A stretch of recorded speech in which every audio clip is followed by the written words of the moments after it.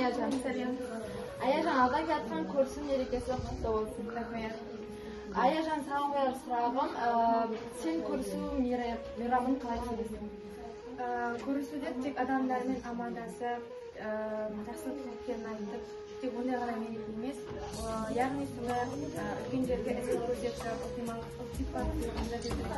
мереке деп қойып, көрісу күні тек бір күні аясында шектеу қылмай, рахмет.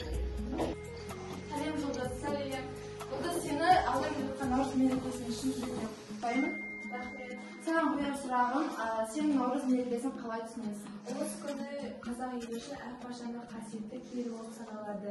Сол күні адамдар жаңа қазақ киімдерге бір-бірімен қол алысып, төс қағыстырады.